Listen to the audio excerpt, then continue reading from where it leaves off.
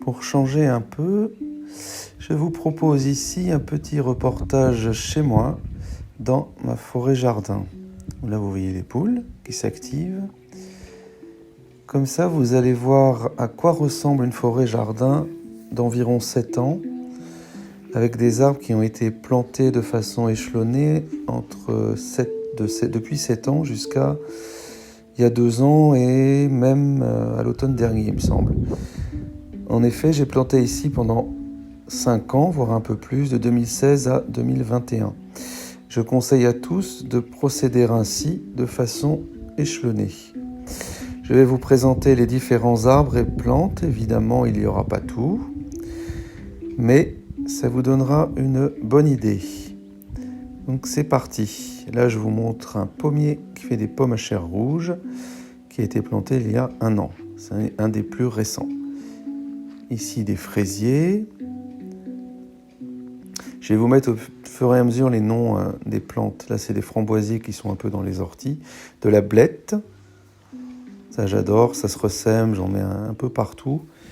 Ce qui permet, dès que vous voulez faire une poêlée de légumes, de mettre un peu de verre. Là, un pin pignon. Donc ça fait partie des arbres de canopée, les arbres qui seront les plus grands. Il y a aussi des chênes à glands doux. Là, je vous montre dans la petite serre, c'est un coin où je mets du mesclun et des diverses petites plantes vertes pour mes salades, du chou sibérien, des salades, etc. Et à côté, ma petite pépinière. En général, je mets les semis au printemps, puis ensuite les bananiers, une fois que je peux les sortir. Ici, un rapide coup d'œil sur quelques greffes que j'ai fait au mois de février. Et on repart dans le jardin.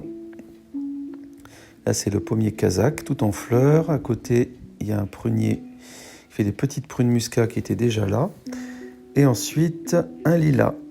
J'aime bien ce genre d'association de 3 arbres un peu différents comme ça. Ça, c'est un chou d'aubenton, qui est une plante vraiment prolifique.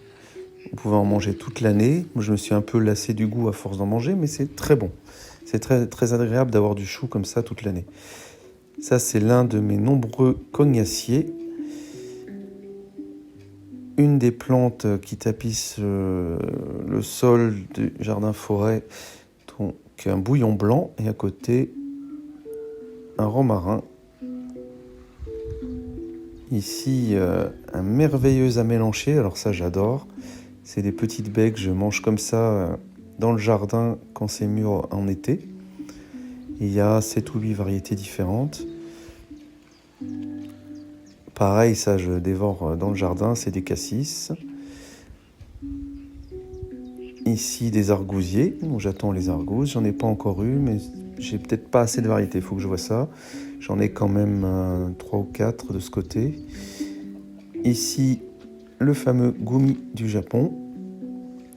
Donc ça, j'en ai 2, on va voir l'autre après. Il y en a un d'un côté de la serre au bananier et un de l'autre côté. Derrière, il y a un grand pêcher. Voilà l'autre. Ceux-là, c'est parmi les premiers que j'ai plantés, donc ça fait, je dirais, 6 ans. Là, on est dans la haie, ça c'est des prunes dattes, qui devrait y en avoir un petit peu cette année. Ça ressemble à des quetches.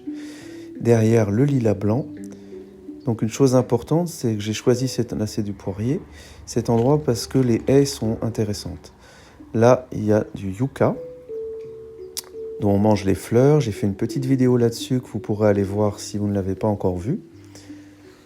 Là, c'est toute la haie de prunelier qui est magnifique. Là, de l'épine vinette. Là, pour le moment, j'ai pas goûté, mais c'est surtout pour le feuillage. La petite histoire de l'épine vinette est intéressante, si vous avez le temps d'aller regarder ça. Celle qu'on appelle Darwini, qui est bourrée, en fait, la baie est bourrée de vitamine C, et ça, c'est les Indiens du Canada qui ont sauvé la vie à Jacques Cartier et son équipage grâce à ces petites baies, parce qu'ils étaient atteints du scorbut en arrivant. Là, on va un peu plus loin dans le jardin. Vous voyez la vue sur le fond. Là, je vous présente à nouveau mon prunier sang de dragon greffé sur prunelier, sur un sauvage. On voit une des petites prunes qui se forment, il n'y en aura peut-être pas beaucoup. Là, un grand amandier pour la floraison, pour les abeilles. Et ici, un petit assemblage que j'aime bien avec du pommier, du poirier et notre fixateur d'azote, donc Gumi du Japon. Un autre fixateur d'azote, le chalet Embingé, Eleagnus Embingé, et derrière un cognacier qui lui est associé. Il y a une répartition des fruits à noyaux, fruits à pépins. Alors on arrive dans un endroit que j'aime beaucoup. Il y a un bambou, un cognacier et derrière un buis toujours vert, élégant. Derrière cette association de trois, vous avez la partie sauvage qui commence, la fameuse zone 4 en permaculture, avec même sur le côté tout un terrain qui est abandonné, donc qui pousse comme une vraie forêt sauvage. Voilà, qu'on voit derrière, là, qui pour l'instant est pleine de ronces et d'arbres qui percent cette couche de ronces.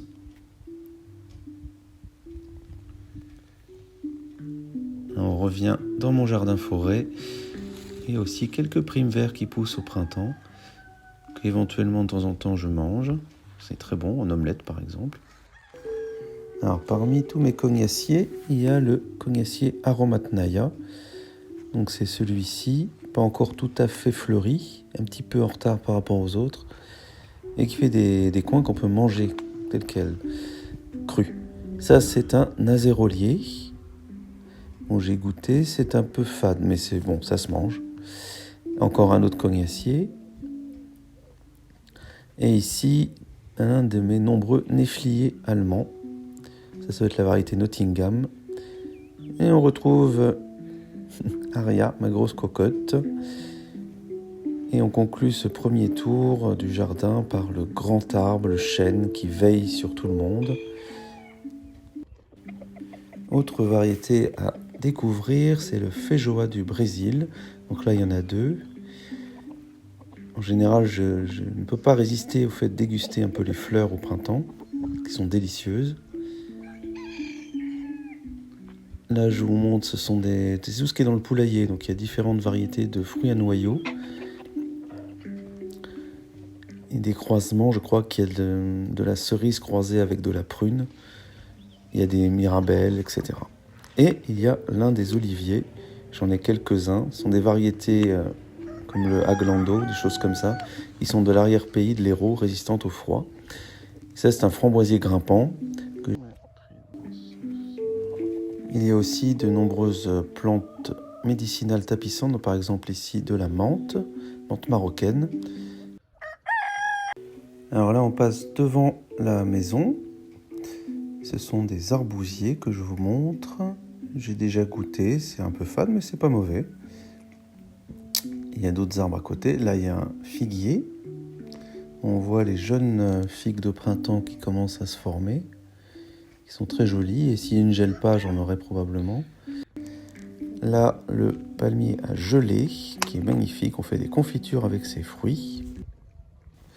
Là, le pêcher qui me donne le plus d'espoir, la pêche blanche de Géorgie. Là, on retrouve une des 3 variétés de lilas, toujours devant la maison.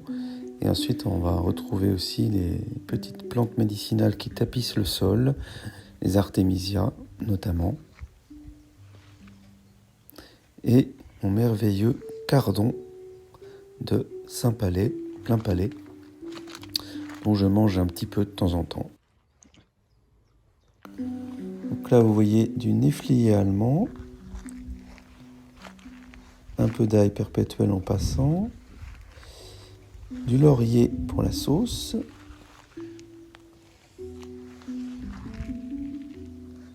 c'était un néflier du Japon, je crois, le petit. Et ça, c'est ma vigne Noah, qu'il faut que je désherbe un peu. Et ici, la petite dernière plantée à l'automne dernier, une vigne Isabelle.